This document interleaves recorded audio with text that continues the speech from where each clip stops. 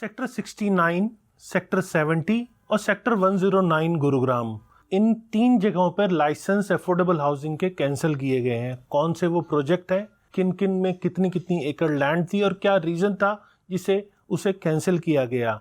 नमस्कार, मैं हूं Pradeep Mishra, the property Mishra show में आपका स्वागत है। आज मैं आपको बताऊंगा ऐसे कौन कौन से प्रोजेक्ट्स हैं जिनका लाइसेंस कैंसिल किया गया है। कैंसिल नहीं है, वो सस्पेंड किया गया है, और क्या उसकी वजह है, किस कारण से, क्या उसके ड्यूज थे जिस कारण से उनको सस्पेंड किया गया, और क्या उसका हर्ष अब होगा, कैसे वो प्रोजेक्ट्स पूरे हो पाएंगे या नहीं पाएंगे, या होम बायर्स के साथ में अब क्या होने वाला है, ये मैं आपको पूरे विस्तार से बताता हूँ। अब बात करते हैं suspension of licence number 6 of 2016 dated 10/6/2016, जो कि 7.5 एकड़ का था। ये सेक्टर 109 में था।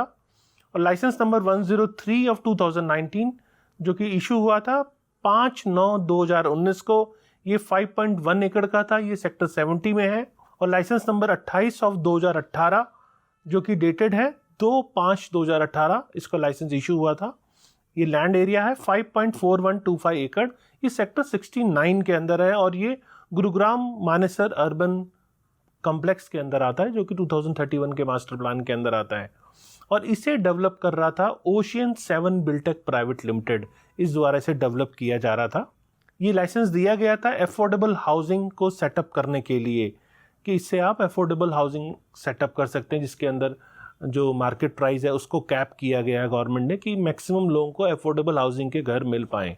अब यहाँ पर DGTCP, director general town and country planner के द्वारा इसके ड्यूज को क्लियर करने के लिए टाइम टू टाइम रिक्वेस्ट की गई, लेकिन यहाँ पर कहीं पर भी ड्यूज क्लियर नहीं हुए। CEO कंपनी के जो है उनको बुलाया भी गया, लेकिन उसके बावजूद भी बहुत देर वेट करने के बाद भी यहाँ पे ड्यूज क्लियर नहीं हुए, और लाइसेंस भी एक्सपायर हो रहा था। उस लाइसेंस को रिन्यू के ऊपर भी काम नहीं किया गया। बहुत सारी कंप्लेंट्स आई डेवलपर के खिलाफ कि यहाँ जो पेमेंट रिसीव की है उस अगेंस्ट में पूरा काम नहीं हो रहा, प्रोजेक्ट डिले है, यहाँ डाइवर्शन ऑफ फंड है, क्योंकि अलॉटी से जो फंड आया कहीं ना कहीं वो डाइवर्ट हुआ, उस फंड को साइफन किया गया। ऐसी कंप्लेंट्स बहुत सारी आई, और अथॉरिटी ने भी पाया जो कंस्ट्रक्शन लिंक प्लान है या जो टर्म्स एंड कंडीशंस लाइसेंस की है उसको पूरा नहीं किया जा रहा है।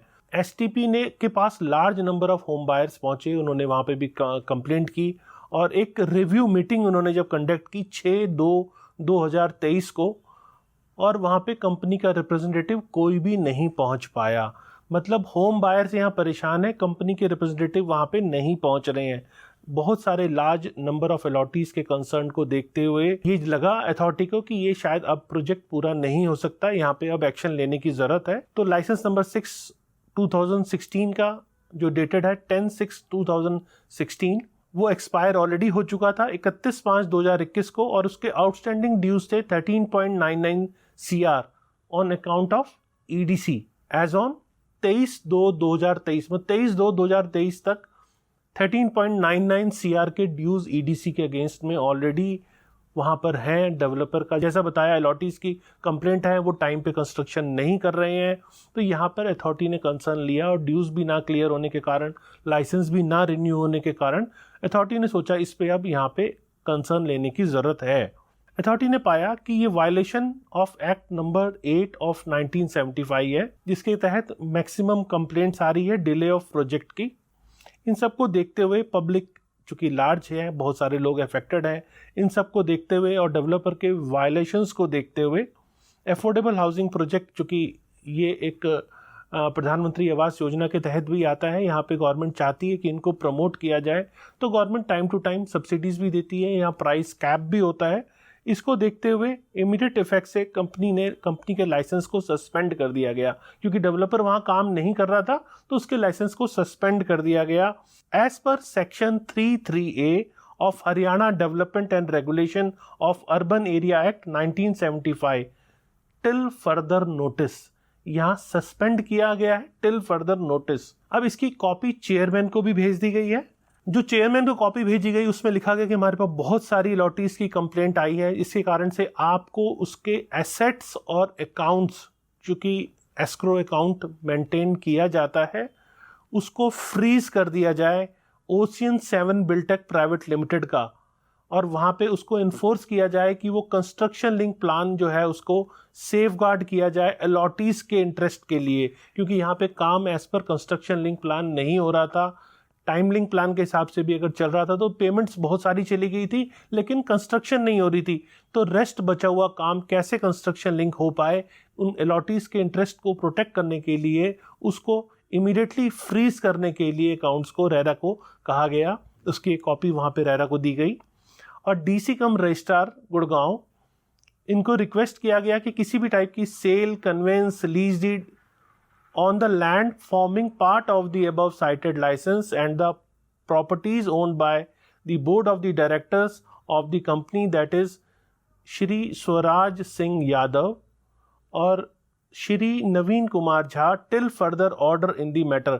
मतलब यहाँ पे किसी टाइप की सेल डीड, कन्वेंस डीड और लीज डीड को भी एग्जीक्यूट करने के लिए रोका गया। यहाँ पे सीनियर टाउन प्लानर को डायरेक्शन दिया गया कि इसके एसेट्स जो हैं डेवलपर कंपनी के और उसके बोर्ड ऑफ डायरेक्टर को इनको प्रिपेयर किया जाए मॉडलिटीज़ फॉर अटैचमेंट और टेकिंग ओवर एसेट्स।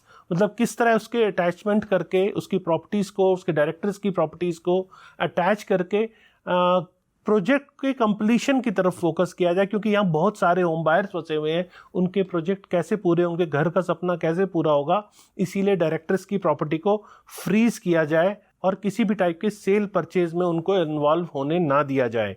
यहाँ डिस्ट्रिक्ट टाउन प्लानर जो कि प्लानिंग के हैं उनको भी ये डायरेक्शन दी गई कि आपको चेयरमैन हरेरा गुरुग्राम के साथ फ्रीज ऑफ अकाउंट्स को लेकर और उसके एसेट्स को लेकर जो कि प्रमोटर और डेवलपर कंपनी का है उसके लिए कोऑर्डिनेशन किया जाए।